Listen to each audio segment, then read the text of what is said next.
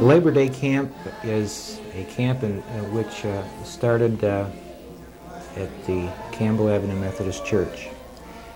It's been ongoing for a number of years, and the main reason it is ongoing is the fact that even though Campbell Ave Methodist Church no longer exists as a church, the families that grew up there and became familiar with the church and with the camp still to this day get together. Swimming is a big part of our recreation, and boating and fishing. We have a talent night which has just become outstanding to all of the young and old that gather there because of hearing songs sung and jokes said and skits performed. My neighbor's son, my neighbor bought him a little pet turtle. He goes over to his daddy and says, "Daddy, my turtle, there's something the matter with him." Tom looked it over and it had big blisters on its feet. So they go back to the pet shop, and Tommy says, "You go with me." And they go back to the pet shop, and they show it to the owner of the pet shop, and he says, "Well, I'll give you another turtle." So he gave him another turtle and says, "Here, Tommy, you take this one. How does this one look to you?" He takes it and he goes, "Vroom, vroom." It's always good to meet your old friends, former friends. You never forget Campbell if you once went to it. When I was 6 or 7, the first time I'd ever seen Campbell Ave Methodist Church was when my aunt and uncle took me to a Christmas service that was to see Santa Claus, and I remember sitting in the church at that young age and seeing the big beams, and it was a mammoth church, and the pipes above the organ were very impressive, and as when you're small, the size of a place like that was just tremendous. It wasn't until at the age of 12, through some of my friends that were involved in scouting, did I then again come back to Campbell Avenue, and that was through the scouting program under Tom Janes and the music program under Harold Koch, and the minister at that time at Campbell, who was Merton Stevens. I was a very shy person and did not get involved, and through those three people wanting to help youth and wanting to offer a program that would benefit the youth, they brought me into the church and into the activities of scouting and music and Sunday morning worship and MYF, which is the youth fellowship in the evening. They didn't just work with the people that came. They reached out and encouraged people to become a part of the program. Early in my ministry, I determined there are two sets of groups. There's two groups I'll give primary ministry to. One is the little children and young people, and the other is the aged. Now, neither of them got you into high places or ever got you in the big money, but I dedicated my life to those two. My daily routine, even in high school, was that when we got off of high school, the first place we went was to the church. And our basketball team was exciting, and we played for 3 or 4 years, and it was a tremendous experience to have our church people come out and see us play. For instance, there came a time when we had always had Sunday night services there. Well, we'd have preaching and maybe a dozen people would come. So I came to the board and I said to the board, "Now, what would you want to do?" I said, "If you want me, don't you want me to work with these young people? Is that what you want me to do, or you want me to preach to 12 people that don't want to come anyway?" And they finally said, "Well, close up the Sunday night service and work with young people." And the first feeling I had of all ages responding to each other was the first time I experienced going to their Labor Day weekend retreat. But I remember I was 16 years old, and one of my other friends, Don Taylor, was going to go. And we spent from Friday night until Monday afternoon, Labor Day, with this whole family of people. And the experience of playing horseshoes with Ray Blake and Herman Quillage being older, and I thought they weren't even concerned with me, but we just had a ball. And so for the first time I experienced the relationship of the entire church, all ages, being concerned with me, them doing their thing to help me, and me in my own way helping them. Well, my first camp was 1949. It was just good fun. There was always something to remember. But, you know, you mostly went for the fellowship, although you may not realize that it was that then. Sunday morning was our church service, and we always knew that it was going to be a church service, not really planned by a minister, but planned by ourselves. And after our big noon meal, we usually held our famous baseball game. And that was a big event. And again, everyone was present. If they weren't players, they were spectators or umpires. And the clowning around with the umpires was one of our highlights. Yeah, we used to enjoy cooking these dinners. We always got the one that was the hardest. The older folks got the one that was the hardest. Lately we got the young folks in on it, and they decided they didn't want to do the cooking anymore. Getting up in the morning, the men always would have the breakfasts. And you know, you've stayed up till 1 or 2 or even 3 o'clock in the morning talking and having fun. And, you know, you'd stagger down to fix this meal.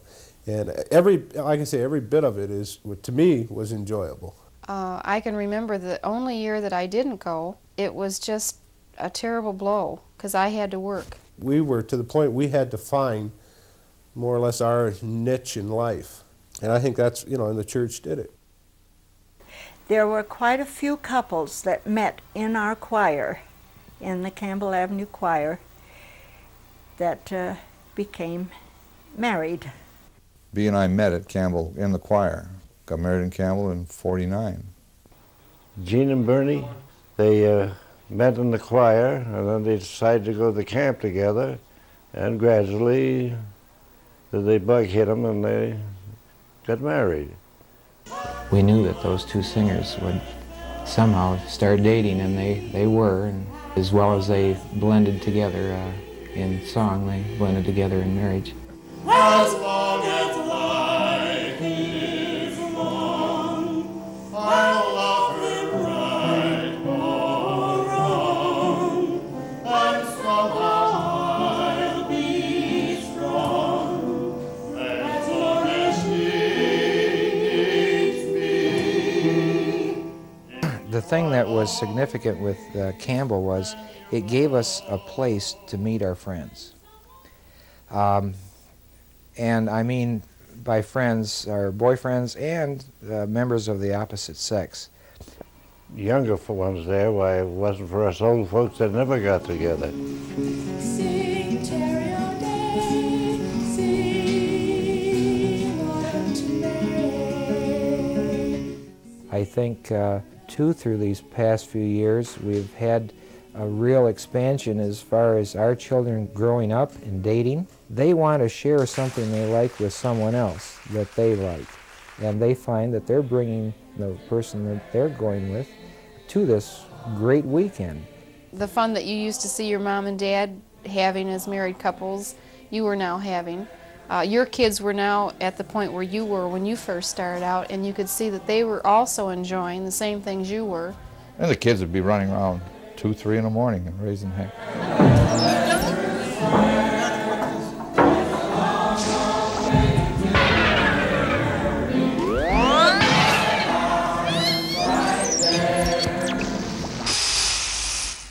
In many cases, these dates that they brought have been a person that they have married.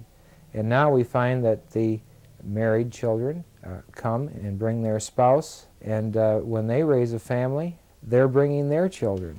And I can see with the newborn babies that are coming to our camp for the first time that it won't be long until they'll be bringing their girlfriends and boyfriends back to camp.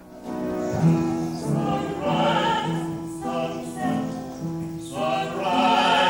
sunset, with people again.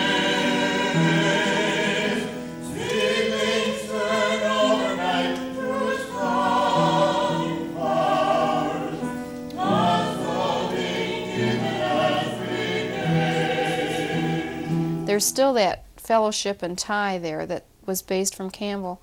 But I think the thing that I miss the most is the fact that perhaps we all don't share a church experience together. The young people, when they became married, they moved away, went to other churches, and that left a few senior citizens. And that's why Campbell folded. I think it was a general moving out to the suburbs that caused our lack of membership.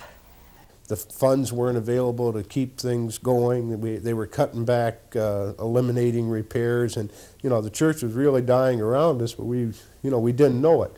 The church finally died because it never did accept the neighborhood that was moving in, so it was finally sold to some other organization. The church, when I came in, was a simple sort of a thing. They had a Sunday school and a prayer meeting and Sunday evening preaching and Sunday morning preaching, and then that was the church pretty much. Women's Society, Ladies' Aid. It's become so complex now, and that it takes 2 or 3 secretaries to do what one preacher used to do.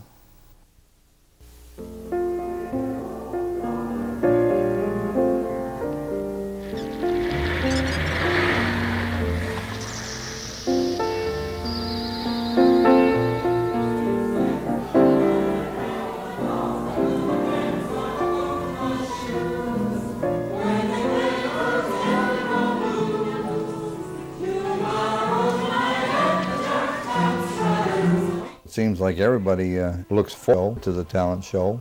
We get the little kids to sing some of the little church songs that they've known, and some of us older ones that like to tell stories, tell a few tales. Those with the better voices get up and sing a lot of the songs. The kids of the high school age and a little older like to put on skits. Take a lot of imagination, and they're really funny. White, I got the picture now. You're landing right on top of the ship. We are up when we live. We come from far away. Heavy dudes. Tradition that has started in past years is the fact that John and I sing in the Little Red Schoolhouse. John always said that the only time we practice is when we perform at the camp, but he's right. Even if you're off key, why, they don't pay any attention to that. They enjoy the fact that you're doing it for them. And you enjoy doing it because you know they like it. 10 o'clock, the spelling lesson's just begun. Johnny throws an ink ball just for fun. Hits the teacher's ear with an awful spat. She turns around and says, "Who did that?" Pretty little Percy in the very front row raises up his hand and says, "Teacher, I know." Little Johnny whispers to the teacher's pride, "You just wait till I get you outside." He stands up with his face to the wall. He says, "I don't want it," and he tries to stall. "If I stood up there, I'd take an awful chance. I got a great big tear in the seat of my pants." Jesus sends you home to wash your face, and then you'll say, "Oh, what's the use? It just gets dirty again." Oh, gee, I want to be in the Little Red Schoolhouse.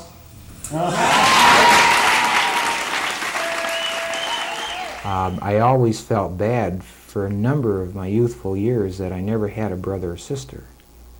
But the church gave me a family, and today I have many brothers and many sisters. This is what the building or the body of the church has given me, is a big family.